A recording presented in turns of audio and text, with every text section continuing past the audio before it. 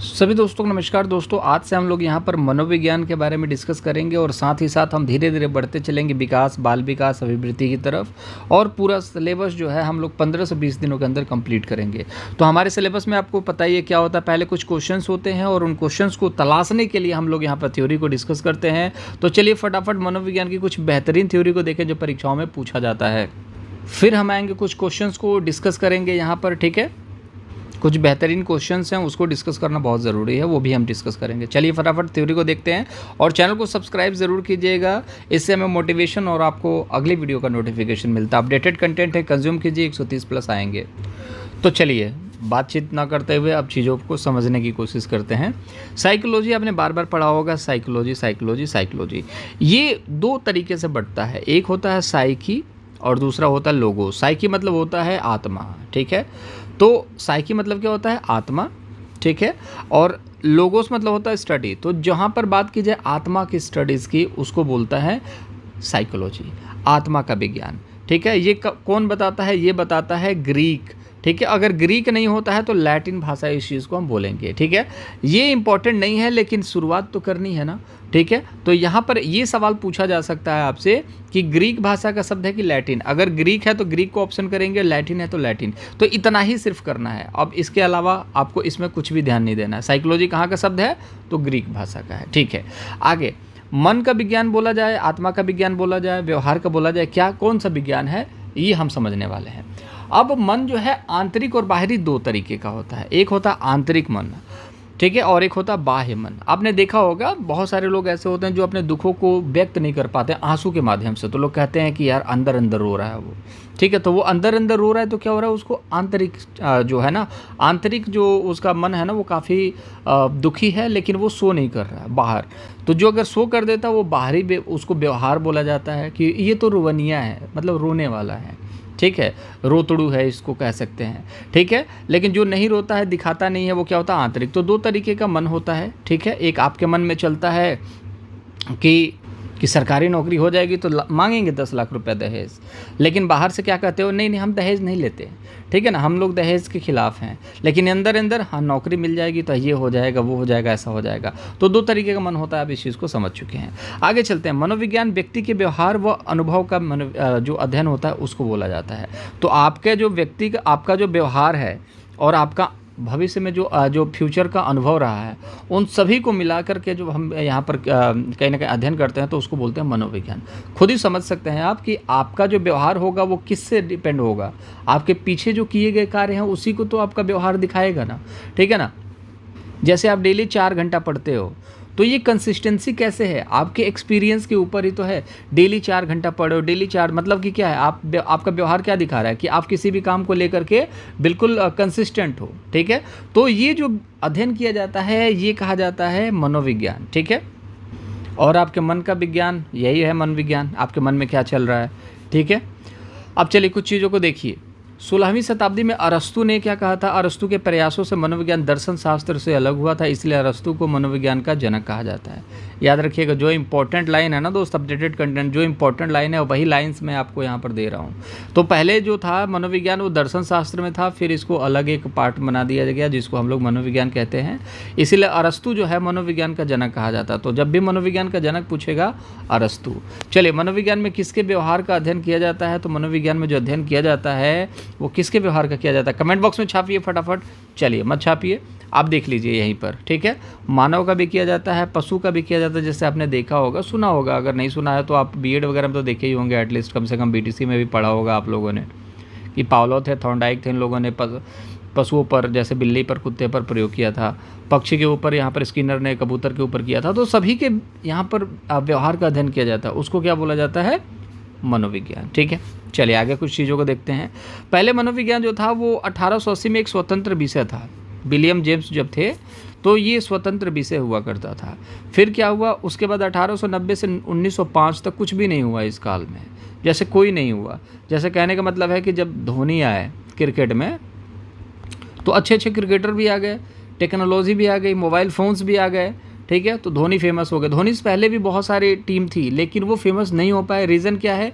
क्योंकि वहाँ पर वो टीम नहीं थी, वहाँ पर वो क्वालिटी नहीं था, और कहीं ना कहीं देखा जाए तो अच्छे अच्छे क्रिकेटर वहाँ पर नहीं दिखे जो कि कंसिस्टेंस हो अपने परफॉर्मेंस को लेकर के, ठीक है। तो वो जो साल था ना, वो बंजर साल था। जैसे 1984 से लेकर के 2007 तक जो था वो बंजर काल था, क्योंकि उस समय कोई भी वर्ल्ड कप की ट्रॉफी भारत में नहीं आई।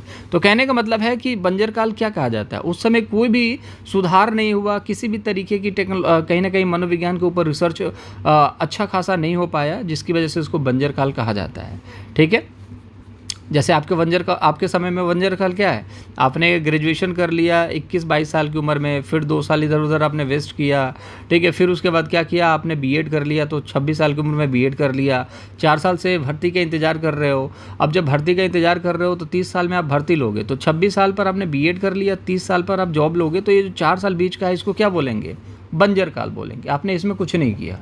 अगर सिलेक्शन हो गया तो बोलोगे प्रिपरेशन कर रहे थे, सिलेक्शन नहीं हुआ तो कोई नहीं मानेगा प्रिपरेशन कर रहे थे। मन लगा के पढ़ाई करिए आप लोग, ठीक है। तो मनोविज्ञान शब्द का सर्वप्रथम प्रयोग किया किसने? तो रुडोल्फ गायकाय ने जो है यहाँ पर सर्वप्रथम प्रयोग किया था 1590 ईस्वी में, ठीक है। अब जब 2090 आएगा तो कुल मिला जुला करके कितना साल हो जाएगा? 700 साल हो जाएगा, ठीक है। 650 साल पहले इन्होंने मनोविज्ञान शब्द का इस्तेमाल किया था। मनोविज्ञान को आत्मा का विज्ञान किसने माना था? अरस्तू ने और प्लेटो ने कहा था कि मनोविज्ञान आत्मा का विज्ञान है, क्योंकि इन्होंने फिलॉसफी से इस चीज़ को चेंज किया था। तो इन्होंने जब फिलॉसफी से चेंज करा तो इन्होंने क्या किया? इसको आत्मा का विज्ञान बताया, ठीक है। लेकिन 16वीं शताब्दी के अंत में ये जो आत्मा का विज्ञान है इसको गलत कर दिया गया। कहा गया नहीं, ये आत्मा का विज्ञान नहीं है। 17वीं शताब्दी में इसको मन का विज्ञान कह दिया। किसने कहा? पोम्पोलॉजी ने। तो ये सवाल बनते हैं, पोम्पोलॉजी किससे संबंधित है? मन मस्तिष्क के विज्ञान से संबंधित है। इनके साथ कुछ और भी लोग थे, जैसे जॉन लॉक थे, वर्कली थे, रिचेरी थे, थॉमस रीड। तो पोम्पोलॉजी जो इंपॉर्टेंट है, मैंने ये लो कलर से हाईलाइट करा हुआ है। मनोविज्ञान दर्शन शास्त्र का जनक कौन है? अरस्तु हैं, मैंने आपको पीछे बताया भी, ठीक है। इसकी पीडीएफ जो है टेलीग्राम पर मिल जाएगी, ठीक है। टेलीग्राम पर आप लोग जा सकते हैं। और मैं भी चलिए मैं एक बताता हूँ, कल बताता हूँ आप लोगों को, ठीक है। चलिए, प्रयोगात्मक मनोविज्ञान के जनक कौन है? William Wundt. प्रयोगात्मक क्यों? इसके बारे में भी अभी मैं बताऊंगा कि प्रयोगात्मक मनोविज्ञान के जनक क्यों हैं। 1879 ईस्वी में इन्होंने एक प्रयोगशाला खोली थी, उसके बारे में डिस्कस करेंगे अपन लोग। मनोविज्ञान के आधुनिक जनक कौन है? विलियम जेम्स हैं। तो इसमें बहुत बड़ी कन्फ्यूज़न होता है, आधुनिक जनक कौन है, विलियम जेम्स हैं या वुंट हैं? तो याद रखिएगा, विलियम जेम्स जो थे वो क्या थे? स्वतंत्र विषय था। कहीं ना कहीं आप देखोगे तो विलियम जेम्स जो थे ये थोड़े से पुराने थे और इन्होंने अच्छे खासे रिसर्च करे हैं, ठीक है। तो इसीलिए इनको मनोविज्ञान का आधुनिक जनक कहा जाता है। और भाई साहब वुंट को अगर क्या बोला जाता है कि भैया आप प्रयोगात्मक मनोविज्ञान के जनक बन के रहिए, मनोविज्ञान में मत घुसिए। तो इसको याद रखेंगे, प्रयोगात्मक लगा है तो वुंट है, और आधुनिक लगा है तो जेम्स हैं। और अगर हम बात करें, अगर मनोविज्ञान के जनक की बात करें तो अरस्तु हैं। तो मनोविज्ञान के जनक कौन है? अरस्तु हैं। आधुनिक जनक कौन है? जेम्स हैं। और प्रयोगात्मक का कौन है? विलियम वुंट हैं। तो ये इंपॉर्टेंट है, वो सारी चीज़ें मैंने आपको बता ही दी। चलिए देखिए, 1879 में जर्मनी के लिपजिंग विश्वविद्यालय में मनोविज्ञान की प्रथम प्रयोगशाला स्थापित की गई, किसके द्वारा? विलियम वुंट के द्वारा, ठीक है। फिर बाद में इसके बाद चेतना के विज्ञान ने दस्तक दी। तो पहले क्या आया? आत्मा, फिर आ गई मन, फिर आ गया चेतना, ठीक है। चलिए, फिर क्या होता है? 19वीं शताब्दी में मनोविज्ञान को चेतना का विज्ञान माना। किसने माना? विलियम जेम्स ने और वुंट ने। तो ये दोनों आधुनिक मनोविज्ञान और प्रयोगात्मक वाले, इन दोनों लोगों ने क्या कहा कि भैया चेतना का भी विज्ञान होता है। फिर क्या होता है? फिर यहाँ पर देखोगे 1904 से 1905 में विलियम मैकडूगल ने अपनी पुस्तक आउटलाइन ऑफ साइकोलॉजी में चेतना शब्द की निंदा कर दी। बहुत तगड़ी निंदा कर दी चेतना शब्द की। चेतना मतलब क्या होता है? कॉन्शियसनेस, ठीक है। तो आगे देखते हैं। और यहाँ पर इन्होंने एक्सप्लेनेशन में क्या कहा कि फ्राइड ने मन को 3 अवस्थाओं में बताया है, ठीक है। एक्सप्लेनेशन में क्या बताया गया कि फ्राइड ने मन की 3 अवस्थाओं को बताया है। एक है चेतन मन, एक है अचेतन मन, एक होता है अवचेतन मन। तो ये होता है 10%, ये होता है 90%, और ये होता है दोनों के बीच का मीडिएटर, कोई परसेंट नहीं होता है इसका। तो इस चीज़ के बारे में निंदा करी गई थी, इसको याद रखेंगे। और इनका जो कहीं ना कहीं देखा जाए, फ्राइड के जो मन के 3 बारों में बताया था, तीन मन के बारे में 1901 में बताया था, इसको याद रखेंगे। और 1904 और 5 में इनकी निंदा हो गई, ठीक है। तो क्यों हो गई? ये मैंने बता दिया आपको। इन्होंने कहा कि चेतन मन जो होता है सिर्फ 10% होता है, जो कि आपके दिमाग में एक्टिव रहता है हमेशा। जो चीज़ मैं बोल रहा हूँ चेतन मन से बोल रहा हूँ, और चेतन मन में मैं क्या क्या बोलने वाला हूँ मुझे कुछ नहीं पता है। जैसे जैसे कंटेंट देखूंगा मेरा चेतन मन काम करेगा, अचेतन मन में चीज़ें स्टोर होती है। अर्धचेतन मन दोनों की अवस्थाओं में चेतना का विज्ञान को अमान्य कर दिया गया। बताया गया ये कि दोनों के बीच की अवस्था फिर चेतना का विज्ञान भी अमान्य हो गया। अब यहाँ पर देखिए दो चीज़ें हैं, यहाँ पर 10% है, 90% है, तो ये अर्धचेतन मन आया कहाँ से? ठीक है, तो इसको इनवैलिड बता दिया गया। कहा गया कि यार चेतना का विज्ञान मानने का कोई मतलब होता नहीं, इससे क्या साबित होगा? आप कैसे बता पाओगे सामने वाला कैसा है? आपका जो मनोविज्ञान है आपका 10% और 90%, हम तो 90% जान ही नहीं पाएंगे, तो हम किस तरीके से मनोविज्ञान को पढ़ पाएंगे? कुछ ऐसा तरीका बताइए कि हम मनोविज्ञान को पढ़ सकें। तो फिर क्या हुआ, मनोविज्ञान, आपके मन के विज्ञान को पढ़ने के लिए क्या पढ़ना पड़ेगा? जैसे कि आप देखोगे कि इंसान के अंदर तो घुस नहीं सकते, तो आप क्या देखते हो कि कपड़े अच्छा पहना मतलब कि अमीर होगा। ठीक है, कई बार आप देखोगे कि भाई बहुत अमीर है चप्पल पहनता है, तो ऐसा रेयर होता है, बहुत कम होता है। लेकिन आप देखोगे कि जब भी किसी कंपनी की पार्टी होगी, ऑफिस की पार्टी होगी, तो वहाँ चप्पल पे तो जा नहीं सकते। अब भाई मान लो घर पर तो सूट वूट पहनकर कोई भी अमीर आदमी नहीं बैठता, लेकिन घर पर अगर मान के चलो कि वो ब्रेड का पैकेट लेने चप्पल पे चला गया, तो इंसान क्या कहता है, अरे बहुत अमीर है, करोड़पति है, लेकिन चप्पल पे घूमता है। अरे भाई जब वो ऑफिस जाएगा, जब वो ऐसे लोगों के साथ बैठेगा, तब तो पता चलेगा ना कि वो अमीर है, तभी तो वो चीज़ों को पहनेगा। अब मुकेश अंबानी बहुत अमीर है, तो अब अपने इवेंट्स में चप्पल पहनकर तो नहीं जा सकते, ये तो नहीं दिखाएंगे मैं गरीब हूँ। अब पैसे नहीं दिखाते अमीर। तो इस चीज़ को समझिए कि व्यवहार को दिखाना ये बताता है कि आपके मन में क्या चलता है। तो यहाँ पर ये चीज़ देखा गया कि जब भी आपको किसी का भी मन का विज्ञान पढ़ना है कि उसके मन में क्या चल रहा है, तो उसके व्यवहार का अध्ययन कीजिए। तो 20वीं शताब्दी में ये सारी चीज़ें देखने को मिली। ठीक है, और ये सबसे पहले इसके बारे में किसने बताया? वॉटसन ने, स्किनर ने, मैकडूगल, वुडवर्थ, हल, मन और पावलोव, ये सब क्या थे? व्यवहारवादी वैज्ञानिक थे। ठीक है, मनोवैज्ञानिक व्यक्ति के व्यवहार व अनुभव का वैज्ञानिक अध्ययन है। तो मनोविज्ञान जो है वो व्यक्ति के व्यवहार और वो उसके अनुभव के वैज्ञानिक अध्ययन को ही मनोविज्ञान कहा जाता है। ये चीज़ मैंने आपको पहले भी बता दी। ठीक है, तो आप किसी के कपड़े को देख करके बता सकते हो कि अमीर है कि नहीं है। स्कूल में आप देखोगे कि आप जब स्कूल में जाते थे तो आपके स्कूल में बहुत सारे ऐसे बच्चे होते थे जिनका प्रेस, जो शर्ट होता था, पैंट होता था, बिल्कुल प्रेस होता था, और किसी किसी बच्चे के कपड़े बहुत गंदे होते थे। तो उससे पता चल जाता है कि उसका फैमिली बैकग्राउंड कैसा है, पैसा है कि नहीं है। तो उसी तरीके से दिमाग के बारे में भी पता चल जाता है, उसके व्यवहार के बारे में। जैसे कि मैं पढ़ा रहा हूँ, बहुत सारे बच्चे अगर सामने हैं तो वो अगर मेरी बातों को ध्यान दे रहे हैं मतलब कि वो इंटरेस्ट ले रहे हैं, मेरी बातों का ध्यान नहीं दे रहे हैं मतलब वो इंटरेस्ट नहीं ले रहे हैं। तो उनका व्यवहार भी बता देता है कि उनके मन में क्या चल रहा है।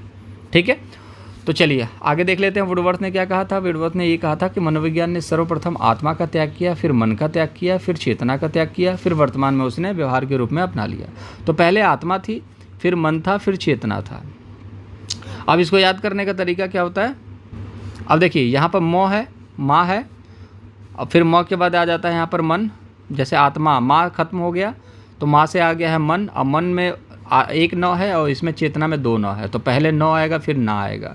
ठीक है, तो इस तरीके से यार कोऑर्डिनेट कर लेना, ये सब ट्रिक नहीं है, बट ऐसे ही चीज़ों को याद करने के लिए कई बार क्या होता है मन चेतना में कन्फ्यूज़न हो जाता है। तो पहले मन आएगा, मन में 9 है और चेतना में ना है, तो पहले 9 आता है फिर ना आता है। ठीक है, तो इस तरीके से याद कर लेना। बाकी आप सबको पता व्यवहार तो लास्ट में आएगा और आत्मा पहले आ जाएगा।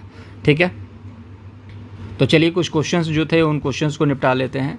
तो वर्तमान समय में मनोविज्ञान को किसका विज्ञान कहा गया है? तो आत्मा का सबसे पहले था, मस्तिष्क का तो है नहीं, चेतना तीसरे नंबर का था, फिर मस्तिष्क का तो है ही नहीं, कोई विज्ञान ही नहीं है मस्तिष्क का। आत्मा का था, मन का था, मन मस्तिष्क सेकंड नंबर का है, मन और मस्तिष्क का पोम्पोलॉजी ने कहा था। फिर यहाँ पर चेतना का तीसरे नंबर पे है, तो पहले नंबर पे ये हो गया, दूसरे पर ये हो गया, तीसरे पर चेतना और चौथे पर व्यवहार। तो आज जो हम मानते हैं, क्या मानते हैं? व्यवहार मानते हैं। तो आंसर नंबर 3 जो होगा राइट आंसर।